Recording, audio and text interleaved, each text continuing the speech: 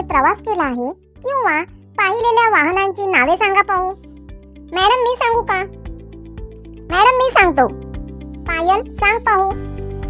रिक्षा, घोडागाडी, एसटी, आगगाडी, car, scooter, विमान, बोट, ट्रक आणि सायकल. शाब्बास पायल, नावे छान सांगितलीस. विद्यार्थी मित्रांनो, आज आपण अशाच एका सायकल या वाहनाची माहिती सायकल म्हणते मी आहे ना या पाठातून पाहणार आहोत. लहानपासून मोठ्यांपर्यंत सहज वापरता येणारे वाहन म्हणजे सायकल. पर्यावरण व आरोग्याच्या दृष्टीने हितकारक, कमी खर्चिक, वापरण्यात सहजता असलेली सायकल स्वतः आपली माहिती या पाठातून सांगत आहे. हा एक आत्मकथनात्मक पाठ आहे. आत्मकथन म्हणजे स्वतःच्या आयुष्याबद्दल व चरित्राबद्दल माहिती सांगणे. चला तर मग ऐकूया सायकल काय म्हणते ते. मी आहे सायकल. काही लोक मला दुचाकीही म्हणतात. 2 चाके म्हणून दुचाकी.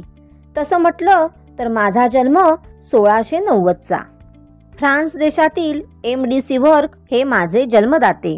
1876 साली H.J. लॉसन यांनी मला गती यावी म्हणून पेडलला साखळीची दंत तबकडी बसवली.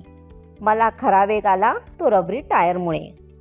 1887 साली जॉन बॉईड डनलॉप यांनी ते शोधून काढले होते. पहिली 200 वर्षे मी रखडत चालले, पण पुढची 100-150 वर्षे मी कधीच थांबले नाही. हा प्रचार, प्रसार आणि वापर खूप मोठ्या प्रमाणात झाला.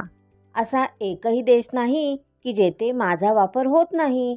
लहान मुलांचे पहिले वाहन खेळण्यातील लाकडी घोडा असेल, पण दुसरे वाहन मीच आहे.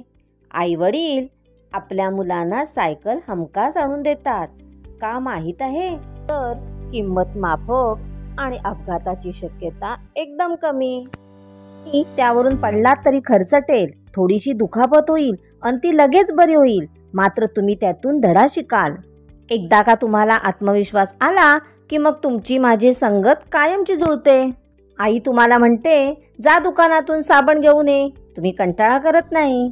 मला बाहेर काढता आणि ट्रिंग ट्रिंग करत माझ्यावर स्वार होऊन दुकानात जाता. साबण आणता, कधी भाजीपाला, कधी आजोबांच्या औषधाच्या गोळ्या, तर कधी दूध आणता. घरात मी असले की अशी छोटी मोठी कामे कशी पटापट होतात नाही का? कार बाईक चालवायची असेल तर त्यासाठी खास चालक परवाना काढावा लागतो. माझ्यासाठी त्याची मुळीच गरज नाही. लहान मुलामुलींपासून आजी आजोबांपर्यंत कोणीही मला चालवू शकतं. आणि कधी आड रस्त्याला पंक्चर झालेच तर मला हातात धरून आणायला काहीच अवघड नाही. कारण मी आहे सडपातळ आणि हलकी फुलकी. कार आणि बाईकचा वेग माझ्यापेक्षा जास्त आहे हे मान्य. खूप लांब जायचं असेल किंवा तातडीचे काम असेल तर त्यांचा वापर जरूर करावा. पण शाळेला, बाजाराला, ऑफिसला जायचं असेल तर एवढ्या वेगाची काय गरज? सरळ माझ्यावर स्वार व्हा आणि कमी अंतरावरचा प्रवास सुखद करा. स्वार होणे म्हणजे चढणे आणि सुखद म्हणजे सुखकारी. विद्यार्थी मित्रांनो, ऐकताय ना? मी तुमच्यासाठी 2 दृष्टीने लाभदायक आहे, वैयक्तिक आणि सामाजिक. कसे ते सांगते. हे पहा, तुम्ही रोज मला नियमितपणे चालवलं तर तुम्हाला वेगळा व्यायाम करण्याची गरज पडणार नाही. घाम येईपर्यंत मला चालवल्याने तुमची फुफ्फुसे अधिक कार्यक्षम होतात. फुफ्फुसे म्हणजेच हवा शुद्ध करण्याचे छातीतील अवयव, कार्यक्षम काम करण्यास लायक. मांसपेशी तंदुरुस्त राहतात. घाम निघाल्याने जादा मेद जळून जातो. मांसपेशी म्हणजे स्नायू, मेद म्हणजे चरबी आणि प्रतिकारशक्ती वाढते आणि तुमच्या पायाचे स्नायू बळकट होतात. हा झाला आरोग्याचा फायदा. माझी किंमत तशी माफकच म्हणजे किफायतशीर. त्यामुळे तुमचे पैसे वाचतात. माझ्या दुरुस्तीचा खर्चही फार होत नाही. मला पेट्रोल, डिझेल लागत नाही. त्यातूनही पैसे वाचतात. शिवाय इंधन बचतही होते. माझ्यासाठी पार्किंगला फारशी अडचणही येत नाही. या वैयक्तिक लाभांबरोबर मी सामाजिक व राष्ट्रीय लाभांनाही हातभार लावते. तो कसा हे ऐकायचंय? आपल्या देशाला पेट्रोल, डिझेल, रॉकेल परदेशातून विकत घ्यावे लागते. त्यामुळे आपले चलन परदेशात जाते. ते वाचवायला हवे. चलन म्हणजे रुपयांच्या नोटा, नाणी. वाहनांची संख्या वाढली की वायू प्रदूषणही वाढते आणि वाहतूक कोंडी होते. कोंडी होणे म्हणजे गर्दीत अडकणे. आणि बाळांनो, मोठ्या शहरात ह्या समस्या आता जीवघेण्या ठरत आहेत. तुम्ही सगळ्यांनी आता सावध व्हायला पाहिजे हा. पर्याय नसता तर गोष्ट वेगळी, पण मी आहे ना त्याला पर्याय. प्रदूषण टाळण्यासाठी वाहतूक क्षेत्रात माझा वापर जगभर होत आहे. पॅरिससारख्या अनेक शहरात आज हजारो लोक आनंदाने माझा वापर करतात. अरे हो, मी आता बरीच आधुनिक झाले बरं. वेगवेगळ्या रूपात मी तुम्हाला भेटू शकते. मुळातली मी बिन गिअरची, आता मला गिअर पण लागले. शर्यतीसाठी माझी बांधणी वेगळी असते आणि पर्यटनासाठी वेगळी. तुमची जशी आवड तशी करा माझी निवड. चला तर मग धूम ठोकूया. ऐकलेच आहे, सायकलने स्वतः आपला जन्म केव्हा झाला, सायकल आणि आपली संग जुळणे किती आवश्यक आहे हे सांगून सायकलने आपल्याला वैयक्तिक आणि सामाजिक फायदे हेही सांगितले. कोण सांगेल मला सायकलमुळे कोणकोणते फायदे होतात? श्रावणी सांग पाहू.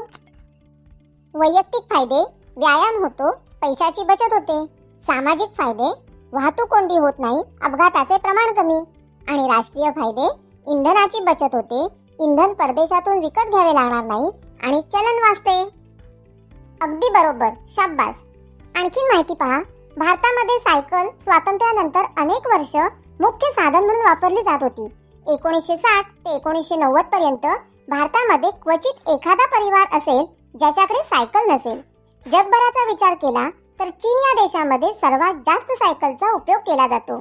चीन नंतर दुसऱ्या क्रमांकावर भारत हा देश आहे. जसजसा काळ बदलत गेला तसतसा सायकलचा उपयोग कमी होऊ लागला. सायकलची जागा गाडी आणि कारने घेतली. मात्र आजच्या धावपळीच्या युगामध्ये लोक आपल्या आरोग्यासाठी सायकलचा उपयोग करू इच्छित आहेत आणि 2015 नंतर सायकल विक्रीमध्ये पुन्हा वाढ झाली आहे. सायकल हे असे साधन आहे ज्याला पूर्ण जगामध्ये सर्वात जास्त मागणी आहे. दरवर्षी जगभरामध्ये 10 कोटीपेक्षा जास्त सायकली विकल्या जातात.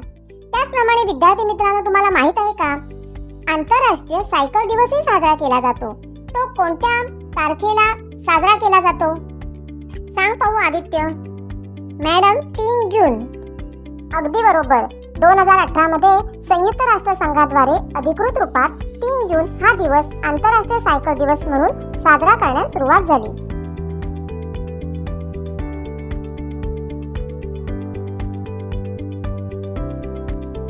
आता स्वाध्याय लिहून घ्या बरे.